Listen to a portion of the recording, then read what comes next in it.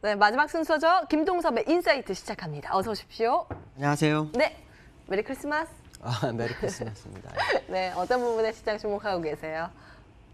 결국 이 미국이 추세선 돌파하는 거에 대한 기대가 사실은 있어요. 우리나라도 한 4일 동안 더 못 가잖아요.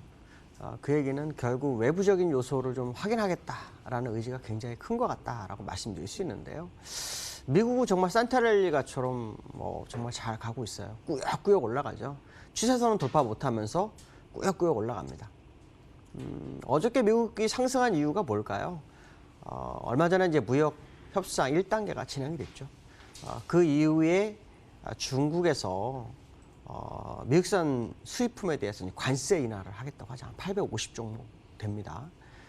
이것이 이제 시장에 새로운 변화를 추구하게 하는 그런 상황이 연출되고 있다라고 보시면 될 것 같고요. 자, 그로 인해서 시장이 반등을 했다라고 보시는 게 맞겠죠.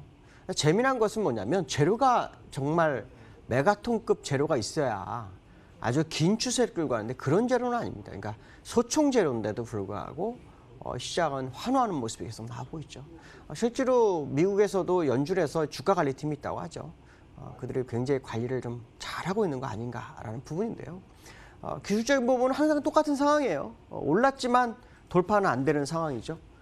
그래서 현재 상황으로 제가 아주 확대를 크게 해봤어요. 어저께는 조그맣게 했었는데 확대를 해보니까 아직 이 추세선상으로 남아있는 공간이 있네요. 어쨌든 월봉 완성형으로 본다 그러면 시간적으로는 이제 오늘, 그쵸? 그 다음에 목금, 다음 주. 그래서 한 5일 정도 거래일이 남아있는데요. 그 사이에 어떤 변화가 일어날지는 아무도 모르겠습니다. 다만, 돌파하고자 하는 의지는 굉장히 큰 것 같고, 그것이 어떤 메가톱급 재료는 아닌데도 불구하고, 계속 끌어올리는 재료가 되고 있다는 것은 시장의 긍정적 마인드를 계속 불어넣는 것은 사실이죠. 그렇지만 큰 재료가 없으면 재료가 소진됐을 때 결국 시장에는 악영향으로 다가오는 경우도 있기 때문에 이런 부분에 대해서 한번 생각을 좀 해봐야 될 것 같다. 어쨌든 굉장히 강한 장이 미국만 펼쳐지고 있는 건 정말 아쉬운 것 같습니다. 이렇게 강한 장은 글로벌적으로 같이 가야 정말 환호하는 장이 오는데 미국만 환호하고 다른 나라는 사실 환호를 못 하잖아요. 그러니까 이게 굉장히 안 좋은 케이스다. 결국 보호무역이 시장을 망치고 있는 거다라고 봐야겠죠. 왜냐하면 미국도 금리를 3번 정도 인하를 했잖아요. 그러니까 이런 부분들을 감안한다 그러면 지수는 트럼프가 원하는 대로 올라갔지만 시장의 모습이 그렇게 환호할 만한 자리는 아닌 것 같다라는 해석을 해봐야 될 것 같고 그것이 이제 시장에 어떤 영향을 미칠지는 결국 해를 넘기는 상황이 되고 있다라고 보시면 될 것 같습니다. 두 번째로는 이런 얘기가 좀 있어요. 시장에서. 미국하고 중국이 무역 합의를 하면서 우리나라는 오히려 안 좋다. 그러니까 오히려 좀 불리하다. 뭐 이런 표현이 나오더라고요. 이 내용을 뜯어봤더니 그 무슨 내용이냐면 미국하고 중국이 무역 합의를 하는 과정 속에서 중국이 미국산 제품을 수입을 많이 하는 쪽으로 가죠. 그렇게 되면은 다른 나라에서 수입하는 걸 줄이고 미국 쪽으로 갈 수밖에 없기 때문에 그중에서 반도체와 자동차 영향이 좀 크지 않겠냐. 아마 그런 얘기를 하는 것 같습니다. 근데 자동차는 영향이 있을 것 같아요. 근데 반도체는 아닐 거라는 생각을 합니다. 왜냐하면 반도체는 아시겠지만 거의 전 세계에서 1등이잖아요. 1등은 뒤처지지 않습니다. 이제 그런 부분을 보면은 두 가지를 다 보기는 좀 어렵죠. 근데 이제 기술적으로 한번 접근해 보면 제가 얼마 전에 이 전기전자 업종에서 삼성전자, SK, 하이닉스 두 종목만 얘기를 했었잖아요. 거의 꼭지에 온 것 같고 오히려 다른 종목에서 관심을 가져야 된다고 말씀을 드렸죠. 몇 번을 얘기했습니다. 근데 자동차 업종이 무역 합의에서 불리하다라는 표현을 쓰는데 기술적으로는 전혀 그런 상황이 아니다라는 생각이 불현듯 들었어요. 그래서 오늘 반도체 관련주 어저께 보였던 거 다시 한번 보여주고 자동차 관련주도 한번 보여드리겠습니다. 삼성전자의 모습을 보시면 여기서 이렇게 정확하게 저스트하게 쌍봉 자리가 돼서 일단 이격을 벌려줘야 될 것이다라는 해석을 해야 됩니다. 그래서 우리나라가 못 가는 상황 속에서 지금 삼성전자가 그 역할을 하고 있죠. 왜냐하면 주가를 끌어올린 건 삼성전자가 했으니까 내려오는 것도 삼성전자가 가장 굉장히 높죠.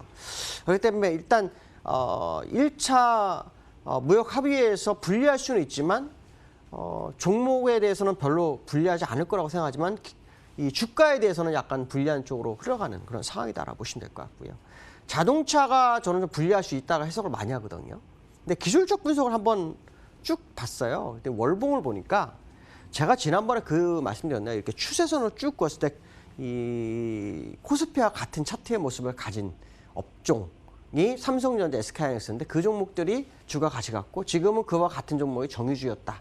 그 다음에 또 하나가 뭐냐면 이 현대차였습니다.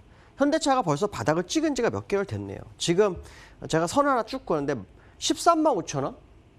요 파란색 선 돌파가 되면 시세가 나옵니다.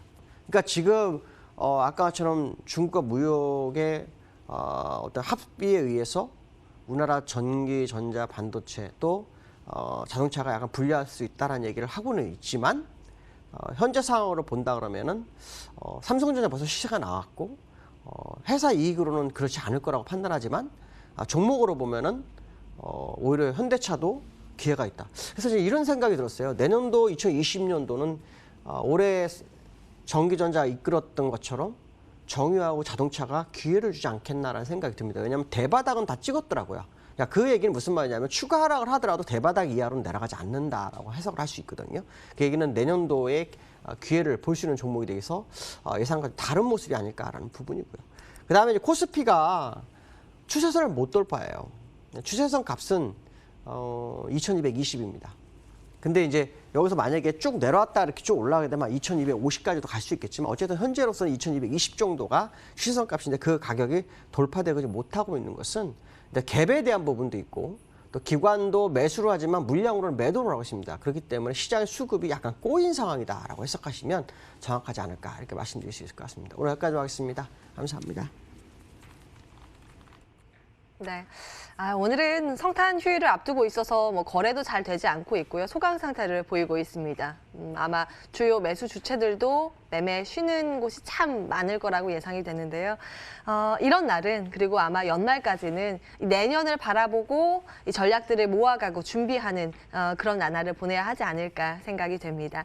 여러분들 오늘 또 남은 시간 MTN과 함께 좋은 선택 하시길 바라겠고요. 좋은 전략 모아가시기 바라겠습니다. 내일은 또 복된 성탄 휴일 보내시고 저희는 내일 모레 돌아오겠습니다. 오늘도 함께해 주신 여러분 고맙습니다.